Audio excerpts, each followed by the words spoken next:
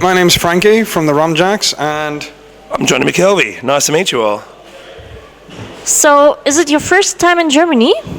it is definitely not our first time in Germany. We've been loving Germany now for 2 years. We were here last summer, and we did quite a few shows in Germany. Now we're doing more, and we're getting to places that we haven't been last year, because Germany's a big place. Yeah. And everybody loves to have live music, so we're seeing a lot more of Germany this time, and yeah, love it so much. It's really cool. Pretty much not a town or city in Germany we're not playing this year. So yeah, we're seeing all of it. Okay, then are you coming to my hometown called Bochum? No, we're not. No, we're not. No, Okay, so shame on you. when you edit that out a little bit later, You lied. that'll be just perfect. That'll be just perfect. So apparently we're not playing everywhere in Germany. Well, where's the closest town, the closest other town, the major centre from there? It's actually half an hour away from here. Well, it's Well, then we're probably gonna be, yes, well, we just did a player show. Half an hour. We just flew like 26 hours, man. We done the hard yards. You drove 30 minutes. We're playing in your hometown. May as well be. So, Trick question, Johnny. Okay, fine. So, how did the Rumjacks started? Well, that was really cool because I just accepted a job as a stuntman in Universal Studios in Osaka in Japan, and I was ready to leave. And then I went out one night to get drunk to celebrate, and I met this guy at like 2 o'clock in the morning at a bar in the Blue Mountains, about an hour out of Sydney. And we said, hey, let's start a band, man. We're into the same stuff. I like your t-shirt, I like your hat, you know. And then we forgot about it.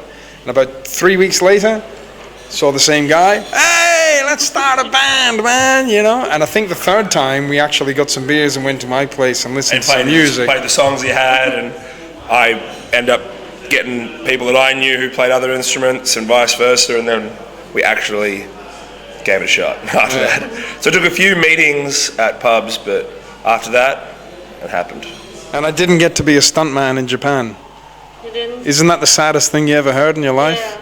Yeah. It's really cool. But you're doing great music with your friends, so it's worth. That's cool too. It's a nice trade-off. It's a nice trade-off. Stuntman, musician. Hey. What's the difference anyway? Yeah, cool. So you're said on stage that you're bringing out the next album. It's called Sleeping Room. Sleeping Rough. Yeah. So could you tell us something about the album? Cool. Like sleeping rough is a term that people use for somebody who's homeless. You know, but it's like a polite term. Instead of saying homeless, they say, oh, he's sleeping rough. But also with the title, it was kind of, it's like if there's something bothering your mind and it's causing you unrest, you know, something that's bothering you. And there's a lot of things on there about the city that we love and that we come from, Sydney, where it was such a beautiful city. Now it's changing, and it's like many other cities that I've seen around the world.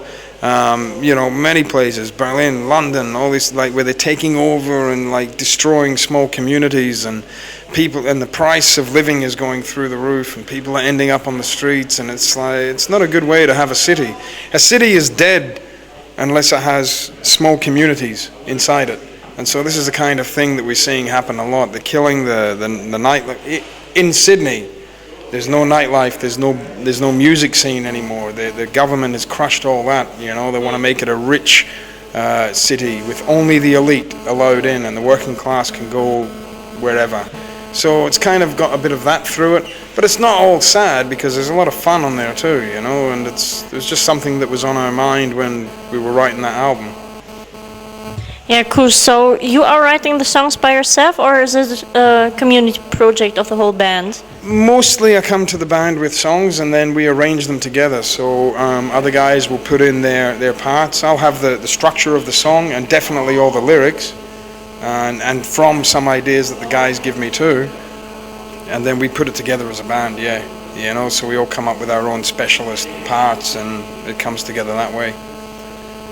Sounds good. So if you're writing the band, can you identify yourself with the songs you wrote? Of course, yeah, as well, like what Frankie was saying before as well about where we live in Sydney and what's happening there. well, that's just an example of like recent songs that are getting written at the moment, where you can relate. We all live in the same city, you know. We all still have the same day-to-day struggle or, you know, idea. So many people. Limbo. Of what's going on, but of course everyone has their own perspective. But so we're like 5 mates who play in a band together. We all generally have the same ideas on life and outlook and what we live through every day and what we love and our passion, which is music and whatnot. So when we see, yes, the answer is yes, we can relate to what Frankie writes to the songs. And of course we play them every night as well too. So unless we have an understanding and a genuine belief in the songs as well, then we may as well be bullshitting on stage as well too. So yes, we do. So what's your favorite song to play on the stage? Oh, that's very individual. Very good question. Actually, right now, for me, I really love playing our new song, Kathleen, which is off the new album, because it's a really bright, uplifting song. It's about my parents and about how they raised me and my brother, but also it's just a fun song musically to play. And singing, it's easy for me to sing because I sing like a lunatic, and so it's like a rest for me, and it's a great chance to have some fun with everybody. So that's my favorite at the moment, and that's off the new album coming out on August 5th. Buy the album. The link is gonna be in the bio. Cool. Down on there. Cool. Follow the link then. It's already pre-sale's already on sale, so unless this goes up after the 5th of August, there's pre-sale available. Go buy it. So where did you get your ideas for the album? Very quickly.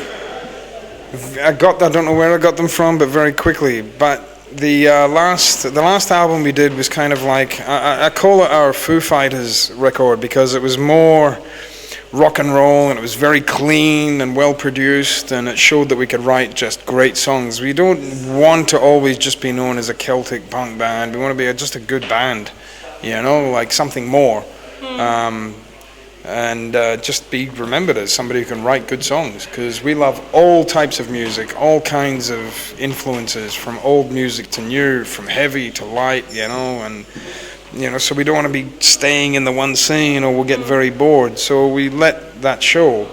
And then this album, I think people are going to hear us do, that's very original stuff, but it's more traditional sounding. A lot of it sounds very more Celtic, and a lot of it sounds very more punk, because we got into one room with all the amps and guitars and drums and the producer and all the crazy people, and used some very old equipment and just played like crazy, the way that people used to make records, you know, and that was a good way to make a record. So it was kind of made when our record company said, can you make an album before you go to Europe again, because we don't know when we're going to get you back. Those guys are going to keep you. So they thought you guys were going to kidnap us and keep us here forever, so they said, please make an album before you go. And to give you an idea of how tight it was, I mean, I was a crazy person for 3 months trying to put these songs together, and then on the Tuesday night I was writing and laying the last vocals and fixing parts, and Wednesday we got on a plane and came to Europe. So it was like, it's as fresh as you're going to hear, you know? Yeah, cool. Very much fun, a very fun way to make music. Really, it is. With which artist do you would like to work with? Shania Twain. No, I'm serious. Don't laugh at me, dude, man. Like, honestly, because, man, I feel like a woman. No, there's so many artists. Look, there are so many artists that we already are working with or sharing the stage with at the moment that I think we're ticking so many boxes already. I mean, we've shared the stage already with like bands like Anti-Flag, Real Mackenzie's last night, Bad Religion. Like we just keep Casualties. Sharing the bill with like Megadeth, Julian Marley, everything that is, we're just smashing it. So I think pretty much anybody that we're either sharing the stage with or meeting socially is just a great time for us. And to find that people that you've always sort of looked up to as musicians or writers are actually fans of you and friends as well, it's a really good way of letting yourself know that you're doing okay, and it's really humbling, and it's a good time. So I don't know where we would even begin to answer that question, because we'd have 100 answers each. I've got one. Okay. Because everyone else I would love to work with is either dead, or actually no, they're just dead.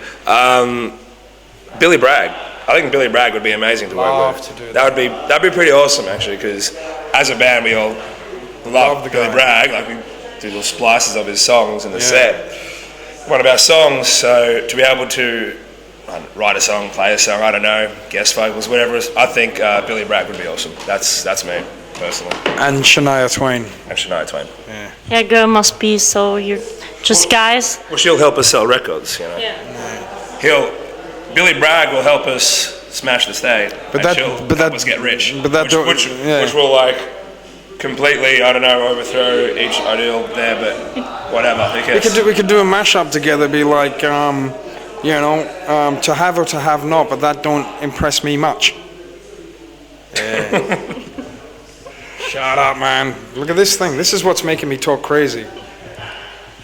And it's late, so... It's late, and there's been very about 2 tired. hours sleep in the last 4 days. You're getting the best and the very worst of us right now. That's it. You're getting some part of us. But I can handle it. Cool. I wish we'd known that. We would have been more. Edit out the terrible bits and just put in the good stuff. I will. Thank you. That's why I appreciate it. It's going to be all me in the end, you know that. Yeah. Except for the Shania Twain bit. All right, now we're cool. What was your strangest fan moment? Wow. I've been asked this question twice. That's pending legal. Yeah, no, none of this. I've thought about this already. No, it's not going to get us in trouble. Strangest fan moment is we were in Oviedo in the very northwest of Spain, and in the middle of a song, somebody gave me a collector's toy car. It was a police car from 1984, a Spanish police car, in the middle of a song. And later, I put it on my amp, and I said, later, why did you give me this? They said, we call this whatever. And they said, in English, it's called the car of shit. They said, this is a 1984 police car. When me and my friends became punks and rebels, that's the car we used to go home in every night. So it's our gift to you. And I still have it. So that's probably the strangest thing lately. The strangest thing we're allowed to tell you about anyway. Okay. That's all good. Good. Thank you really much for the interview. Thank you. Having a safe trip wherever you go next. Thank you very much. To the beautiful country of France tomorrow. Yeah. We're there for a week or so I'm sure it'll be good. Nice. Back with the real Mackenzies and Roughneck Yeah. Riot. From London. We're going to have a hangover that lasts for 5 years after this, man. It's like they're not guys you want to go out with socially or professionally. Mackenzies. But they're really lovely guys and great musicians. Okay. Thank you Thanks. for having us. Cheers. Thanks. Thank you very much. Goodbye. Things happen. Okay. There's a passion for wine here in Germany. That's all right. Wine in Germany? Yeah. Fuck is getroffen?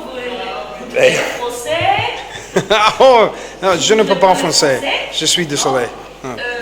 Espagnol? No. No. Esiste un dia meravigliosa, signorita. Mi tesoro.